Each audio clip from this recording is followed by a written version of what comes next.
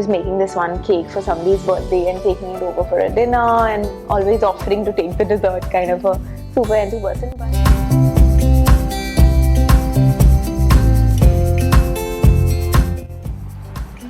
Boring. But no, joking. I think it's not something that I would go back to ever. So from banking to baking was actually not a tough one, because I was always that super enthu person to bake cakes for anybody's birthday that would happen, and obviously they would be extremely amateur cakes with, you know, mousse melting away or something like that, but they were definitely tasty, and everybody kind of appreciated those cakes at that time and always encouraged me to, you know, probably take this up as a profession. Even in my college, in fact, I used to keep taking cakes, and my professors used to even tell me that you should probably be doing that. So that was always there on you know, one side of my mind, but coming to Singapore, it kind of helped with you know, there was a lot of availability of good ingredients here, and I started to bake cakes, and it just took off actually. But I wouldn't think that I was the best resource from the perspective of the fact that I always like to do things you know, on my own, at my own will, and you know, at my own time. I don't think that I can work you know, in a corporate setting at all. Wow, so that's actually interesting, because I you know, I mean, I'm from India, and there is this really tasty prasad that you get in a Sikh temple, which is called the Kara Prasad, and I used to go to the temple with, you know, my mom or whoever, only to eat the prasad, to be honest, because it was very tasty, and they would just give so little that I would be like, you know, I think I want some more. So one day I actually decided to make it on my own, and there was nobody at home, and I went to my neighbor's house who happened to be a Sikh, and I asked the grandmother there the recipe of this, and she gave it to me. And by the time my mom got back home, I'd already made it. I think I was just about 8 or 9 or something at that time, and it wasn't bad. So clearly the love for sweets has been on since then. So there has been absolutely no formal training, yes. It's been trial and error. There have been a lot of people who've been my guinea pigs, who will be probably even watching this video, but it's, you know, I think it's, you grow and you learn with every cake that you make. Primarily it's practice, and I use very limited recipes that, you know, are my best sellers, or I find them tasty. I don't venture into too many different flavors. And the decoration and, you know, all of the artistic bit is something that just, you know, YouTube videos, or just learning from tutorials, and just on my own pretty much. Yeah, practice. I mean, I don't know if it's that funny or not, but it was this one guy who has this funny expression when he's with girls, so there were meant to be 2 girls on either sides of him. So in fact that was more, I mean, I would call it more of a tough cake than funny from the executing perspective, but yeah, I think the final product was rather funny. There has been lots of difficult situations, of course, when you're making very complicated structures, etc. They may you know, topple on delivery, which has happened before, or you know, I've written the spelling wrong, which is a nightmare, or you know, I've woken up in the morning thinking that, oh my god, was I supposed to give this cake today, or you know, is it supposed to be for tomorrow, or a number like, you know, 6th birthday goes to 7 or something like that has happened in the past before when I'm overwhelmed with orders. But that actually happened very recently with a very special customer of mine who, I don't know why I wrote the spelling wrong, and that was right on top of the cake. It was literally in the face, and thank God I had time to bring it back and change it, and so that went off well. But yeah, these things do happen once in a while.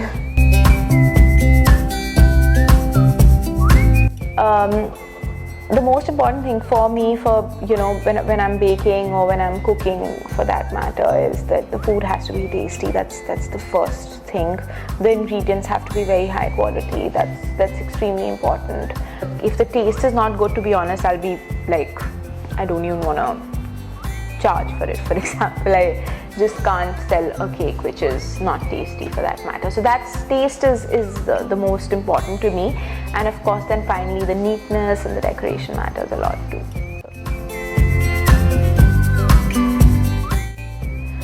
I think I learned that I am very, very hardworking, which I don't think I knew about myself. I thought maybe I want to get out of banking because I'm not the,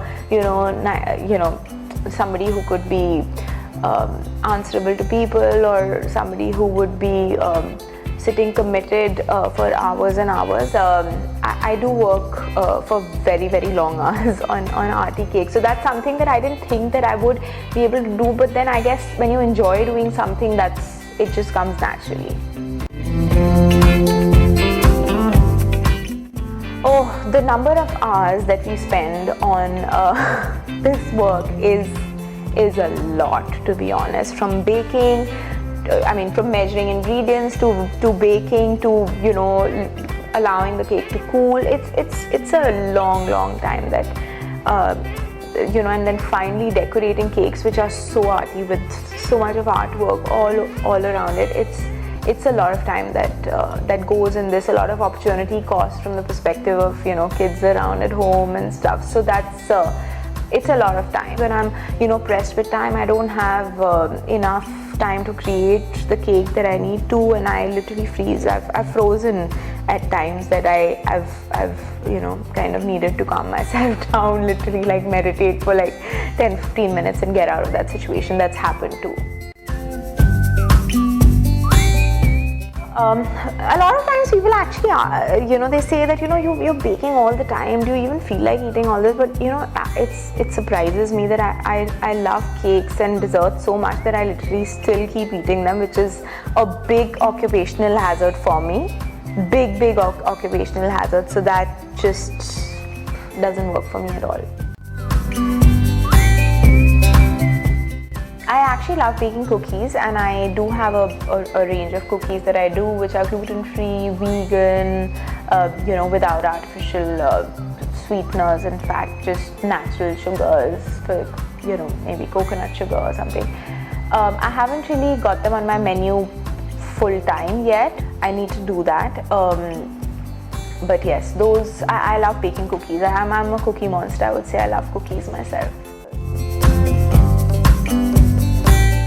My favorite is clearly chocolate. I would drown in chocolate. I can swim in chocolate. I totally love that. So ideally, I would say the salted caramel with the crunchy balls inside and a chocolate fudge cake. That's my favorite for sure.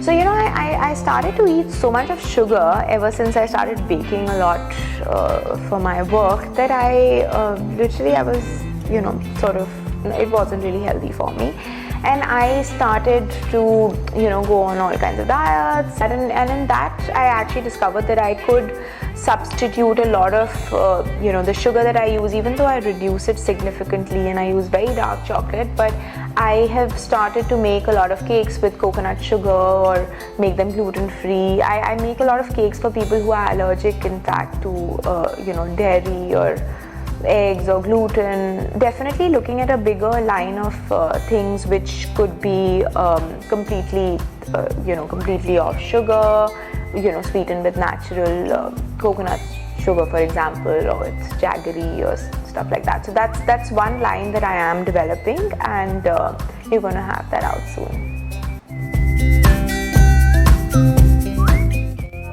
My other interest was always art, so I actually incorporated the art and craft bit into the cakes. So it's like a marriage of the two that has already happened, and I think that these were my two big interests which have kind of come together now, which works well for me. I wish I had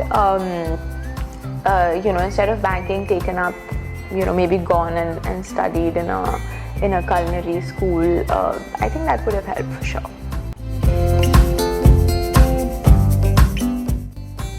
I think Times Square. Everybody wants a billboard there, right?